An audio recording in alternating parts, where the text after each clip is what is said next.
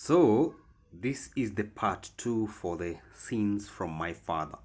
I hope you get to enjoy this. They could decide to take the first 5 kids to school and it's 3 girls and 2 boys just because. Don't ask me why. So they are taken to school and get to university while their parents struggle on the farm to sell cows and seeds that they got to plant on their 10-acre farm.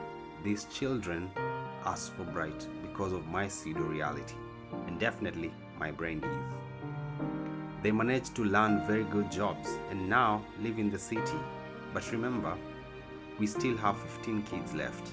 Out of that, 6 dropped out of school, while 4 got pregnant while in their teenagehood because of reasons neither I nor the parents in my head can seem to figure out, and how very unfortunate for them.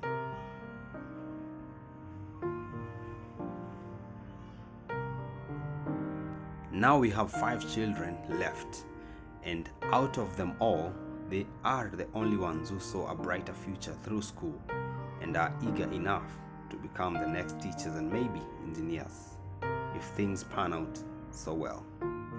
Let me ask you a really good question. Who is supposed to take care of these children? Their parents or their older siblings who now have big jobs and small families in the city? Because their lives are just picking up, but now they bring up their younger sister to live with them, and as she goes to Huruma Girls school, I'm not gonna trash on big brothers and big sisters because I have been a recipient of the same kindness. I have been trying to understand where generational poverty comes from, and it is all connected for me. We dare not dream or think beyond family. After all, we have ties holding us back because we have to take care of our own, for we were born for it. When my parents gave birth to me, I was not given a memo.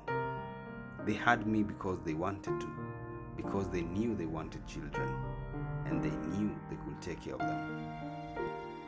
They decided to have me because they too, like every other human, wanted to leave their mark through me. It is not their obligation to breastfeed me, win me, school me, give me all the best versions of themselves and raise me right, while sure that I get the best out of life without an attachment or an obligation tied to the fact that I was born early or late. It doesn't matter. Why is it that making a success out of myself is an obligation for me to take care of my other siblings or of my parents who sincerely are in charge of me? Is it because I came out early and my parents took care of me as they should have? Now I become their torchbearer for a job that I never even signed up for?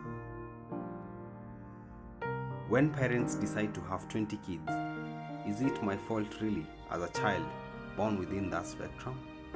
Why are we as Africans, yes, I said it, falling short of obligations as parents because we don't fully comprehend the full extent of parenthood? I'm still gonna say it, I love my parents, I love my family, but carrying on the generational poverty and not being able to get out of the coup isn't a burden anyone should bear, only and only if you choose to sign up for it. The one reason that we as Africans feel cursed is because we bear these curses right down in our hearts as mantras or tenets that never have anything to do with how we choose to live our lives. Do you know how it is said that the sins of the father should not follow the child? Well, it is following you. After all, we all know if we don't help the family because we are obligated to, we can even choke on our saliva and die. Why does it have to be an obligation? It is not like you are even ever asked. Sometimes if you don't offer, you just find it your responsibility by default. When as an adult who manages to make something for themselves, you get to have dreams and have a life, hopefully not to make the same decisions as your parents if they didn't do so well, and just breathe above water.